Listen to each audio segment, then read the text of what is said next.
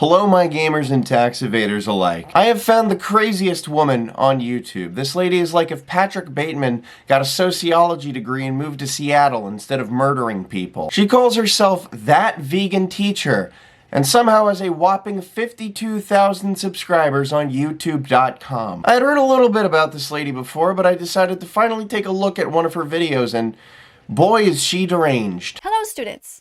Today we're going to talk about the devil. The devil's name is Gordon Ramsay. Well, that's a strong intro. She clearly took English 1 and 2 in college. I mean, she got my attention. I'm assuming Gordon Ramsay, abuses his employees or, jizzes in every single dish he sends to a table. Some shit like that. Literally calling him not a devil and not a terrible person. He is the devil himself. Alright, let's find out how many kittens this man has raped. I'm assuming it's quite a few. Now you might look at him, Gordon Ramsay, and say to yourself, well, he seems like a nice guy. He's able to crack some jokes. His family look healthy and happy. They're always seen joking around, and there's always happy music. But look a little bit deeper. What's really going on? I mean, the man did run a show called Hell's Kitchen. What do you expect?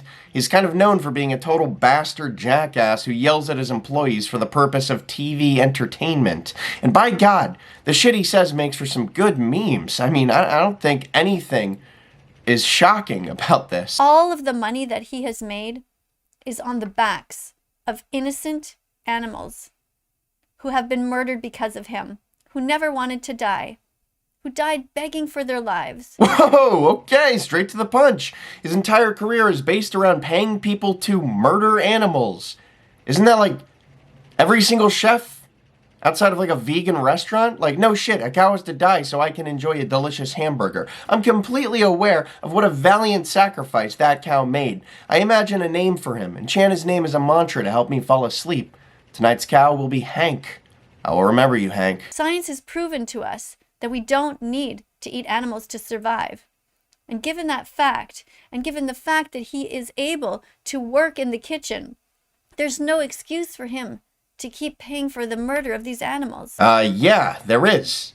It's because people like the way meat tastes. I like the way meat tastes. I think vegetables pale in comparison to the delicious flavor of a filet mignon. If Gordon Ramsay were to stop serving meat, what do you think would happen to his restaurants? The meat eaters would simply go to a different restaurant and Mr. Ramsay would make less money. Doesn't actually solve anything at the end of the day, does it? The people that want to eat meat are still going to eat meat. Why would he do it? I ask myself that. Why would he keep doing it? Well, there are a few reasons. One is that maybe he's not such a good chef after all. Right, world-renowned chef Gordon Ramsay doesn't know how to cook vegetables. Are you fucking kidding me? She's already said a lot of dumb things in this video so far, just asinine, brain-dead fucking sewage to your thoughts. But this one I think is probably the dumbest. Gordon Ramsay could make a vegetable stir-fry that is gonna knock you off your fucking feet. I guarantee it.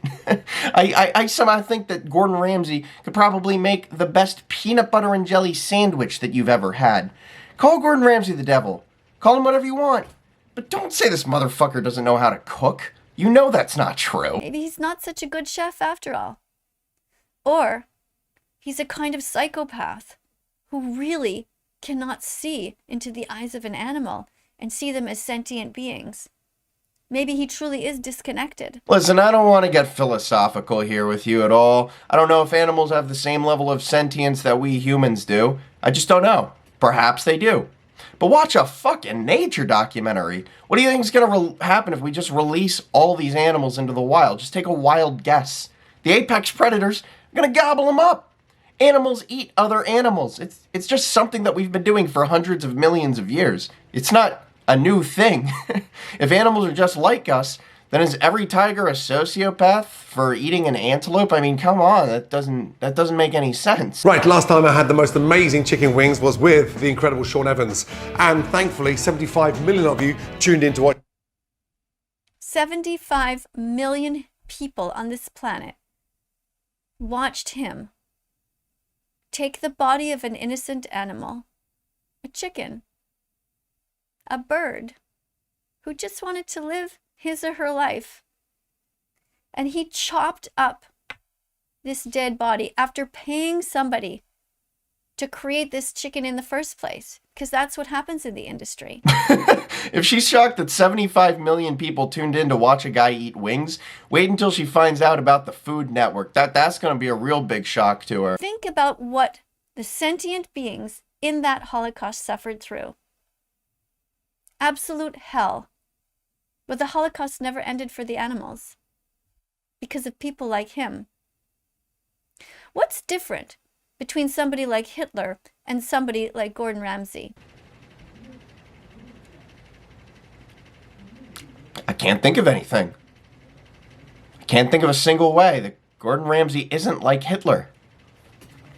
Fuck, man, that's crazy. Well, what is the difference between humans and chickens? Ooh. I do know this one. Chickens are birds.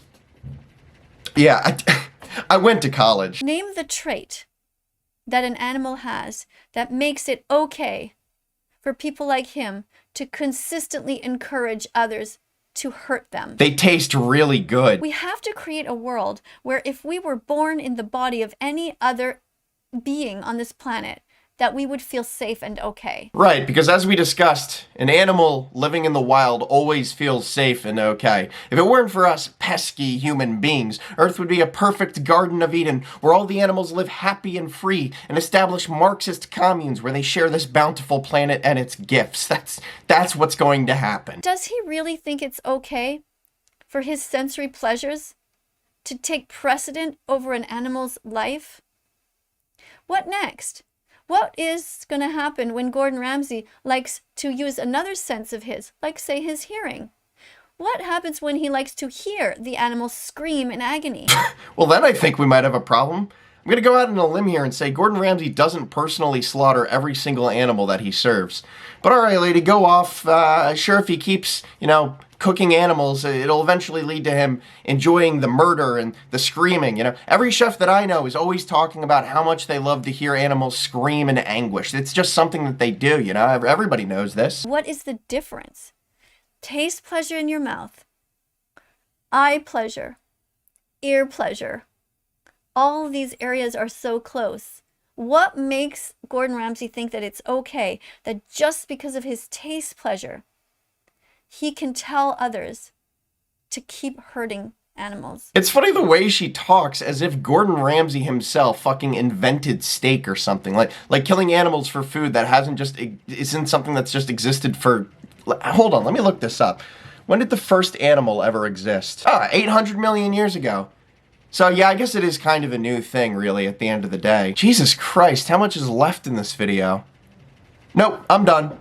I'm finished. I assume the rest of this video is just the same ranting and raving. How the fuck does this go on for 20 more minutes? What the fuck? I mean, think about how much better you could be using your time than watching the rest of that video. I could spend that time learning a new skill or something.